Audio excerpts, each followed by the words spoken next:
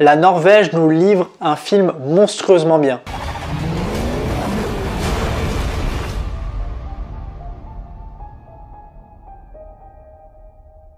Hey, what's up tutu, j'espère que vous allez bien. On se retrouve aujourd'hui pour une toute nouvelle critique. Nous allons parler du film Troll. Troll est un film d'action fantastique sorti le 1er décembre 2022 et réalisé par Roar Uthaug pour la plateforme de streaming Netflix.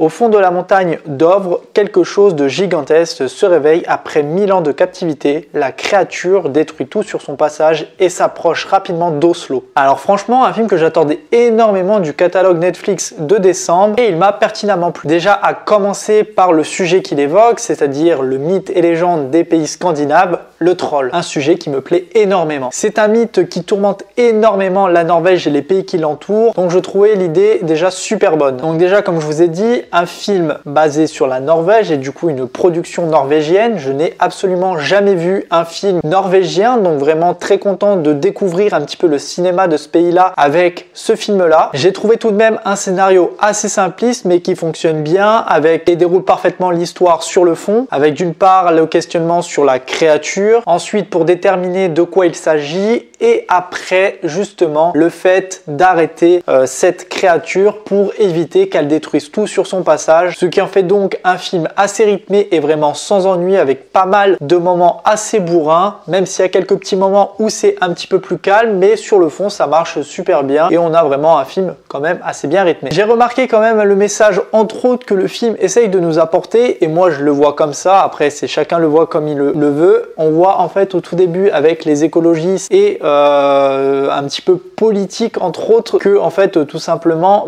cette créature elle vit entre la faune et la flore, un petit peu comme tous les animaux, elle est conçue de pierre, donc c'est vrai que les humains veulent absolument créer ce tunnel et c'est à cause de ça que du coup la créature s'est réveillée, et justement c'est un petit peu ce qui a causé le fait que cette créature veuille tout détruire, parce qu'ils ont tout simplement saccagé son habitat. Donc c'est un petit peu pour ça que cette créature est vraiment énervée et a envie de tout détruire, donc c'est un petit peu compréhensible. Et moi c'est un peu le message que j'ai vu là-dedans, qu'elle est conçue un petit peu comme si c'était un animal, comme si tu détruisais l'habitat d'un animal, et c'est un petit peu la même chose dans celui-ci, et je trouve que le message est assez bien significatif sur certaines scènes, et je trouve que le message passe plutôt bien. D'ailleurs quand même j'ai eu beaucoup de compatie pour la créature qui m'a touché à pas mal de moments, déjà à commencer par le moment où on voit la créature récupérer de sa main justement l'hélicoptère qui allait tomber sur l'enfant.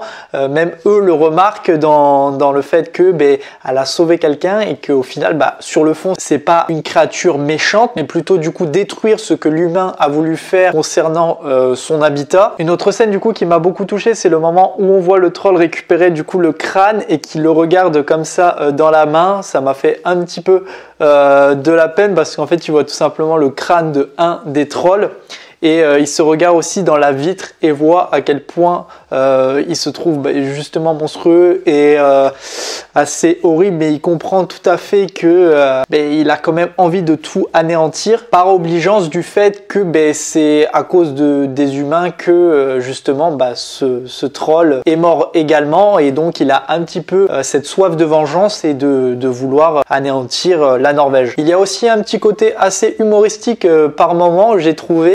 Ça passe plutôt bien, on va dire qu'il y a des scènes où vraiment c'était pas obligé de mettre des moments humoristiques, mais on les met quand même. Voilà, après c'est pas non plus de la grosse vanne ou ce genre de choses, mais on va dire que ça passe et ça permet de canaliser certaines scènes avec vraiment des petits moments assez drôles, et voilà, j'ai trouvé ça assez marrant et que ça passait bien. C'est pas non plus l'exploit, mais ça passe bien et c'est donc un petit peu plus chaleureux. Ensuite, en termes de réalisation, donc comme on part sur un pays scandinave, et sur la réalisation on le voit assez bien justement, avec ces tons un petit peu plus sombres, avec cette froideur, ces couleurs un petit peu plus bleutées.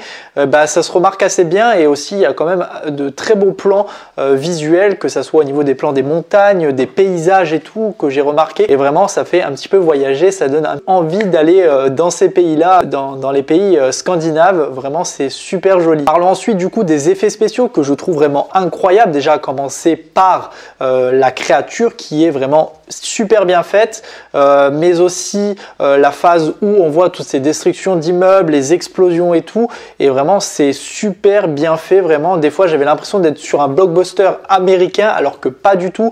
J'avais vraiment l'impression d'être un petit peu sur un Kong vs Godzilla, et c'est pas du tout ça. Vraiment, on est sur un film norvégien et je trouve que c'est vraiment hyper plaisant à voir, et je suis bien content que là justement on nous propose un film à peu près de la même sorte et sur une création justement norvégienne, pour voir un petit peu ce que le cinéma autre que l'Amérique peut nous proposer. Et vraiment c'était super joli à voir et ça nous en mettait plein les yeux. Alors pour les côtés des acteurs, je connais absolument personne, mais en tout cas ils ont très bien joué leur rôle.